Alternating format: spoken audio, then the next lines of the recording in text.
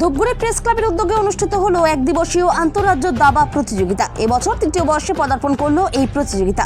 প্রতি বছরের মতো এবছরও সরস্বতী পুজো উপলক্ষে ধূপগুড়ি প্রেস ক্লাবের পক্ষ থেকে এই দাবা প্রতিযোগিতার আয়োজন করা হয়। পশ্চিমবঙ্গের বিভিন্ন জেলার পাশাপাশি পার্শ্ববর্তী রাজ্য বিহার ও আসাম থেকে আগত প্রতিযোগীরা এই দাবা প্রতিযোগিতায় অংশগ্রহণ করেন।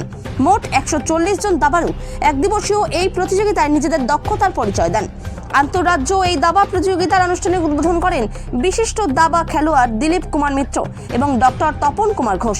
এই দাবা প্রতিযোগিতার মধ্য দিয়েই ধূপগুড়ি প্রেস ক্লাবের উদ্যোগে সরস্বতী পুজো উপলক্ষে সারস্বত উৎসবের শুভ সূচনা হলো। আগামী 21শে জানুয়ারি সরস্বতী পুজোর আনুষ্ঠানিক উদ্বোধন অনুষ্ঠিত হবে বলে জানানো হয়েছে।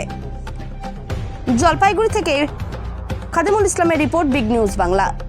আমাদের দাবা প্রতিযোগিতাটা আলাদা বিষয় নয়। আমাদের প্রত্যেক বছরই ধূপগুড়ি প্রেস ক্লাবের সরস্বতী উৎসব অর্থাৎ সরস্বতী পূজাকে কেন্দ্র করে বিভিন্ন রকমের অনুষ্ঠান হয় এবং প্রতিযোগিতা আয়োজিত হয়। এবারের দাবা প্রতিযোগিতা এটাও আমরা তৃতীয় বর্ষ আমাদের পড়ল। আমাদের এটাও সরস্বতী উৎসব 2026, সেই উপলক্ষে আমাদের এই দাবা টুর্নামেন্ট আজকে হচ্ছে, যেখানে এটা আমাদের এখানে প্রায় 140 জন প্রতিযোগী 4টে গ্রুপে, অনূর্ধ্ব 8, অনূর্ধ্ব 11, অনূর্ধ্ব 14 এবং ওপেন সর্বসাধারণ বিভাগে, যেখানে আসাম এবং বিহার এবং পশ্চিমবঙ্গের বিভিন্ন জেলা থেকে প্রতিযোগীরা দারুণভাবে এখানে কমপ্লিট করছে এবং সেই দাবা টুর্নামেন্ট আজকে আমাদের এখানে আয়োজিত হচ্ছে ধূপগুড়ি প্রেস ক্লাবের দাবা প্রতিযোগিতা। আজকে আমাদের এই বলতে পারেন আনুষ্ঠানিক উদ্বোধন হয়েই গেল।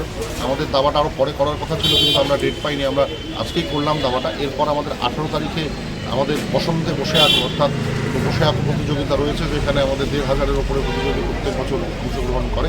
এবার আমরা সংখ্যাটা আরও বাড়বে বলেই মনে করছি। এবং তারপরে 21শে জানুয়ারি সেদিনকে আমাদের সরস্বতী পূজার এবছরের সরস্বতী উৎসবের আমাদের উদ্বোধন হবে এবং তারপর 21 তারিখ, 22 তারিখ এবং 23 তারিখ পুজোর দিন সেদিনকে আমাদের বিভিন্ন রকমের প্রতিযোগিতা থাকছে, যার মধ্যে ব্রাইডাল মেকআপ থেকে শুরু করে, যার মধ্যে কেক তৈরি থেকে শুরু করে, যার মধ্যে আবৃত্তি, নৃত্য, সঙ্গীত সমস্ত কিছুই থাকছে। এবং আমাদের যেটা ট্রেডমার্ক, আমাদের খিচুড়ি প্রসাদ বিতরণ, সেটা পুজোর দিন থাকছে। এবং গত বছর আমরা প্রায় 7000 মানুষকে প্রসাদ তুলে দিতে পেরেছিলাম। এই সৌভাগ্য আমাদের হয়েছিল। আমরা আশা করছি এবার আমরা সেই সংখ্যাটা আরও বাড়বে। আমরা প্রায় 10,000 মানুষকে এবার প্রসাদ বিতরণ করবো, খিচুড়ি প্রসাদ, সেটা সরস্বতী পুজোর দিন আমরা করব। আমার নাম সপ্তর্ষি সরকার, আমি সম্পাদক ধূপগুড়ি প্রেস ক্লাব।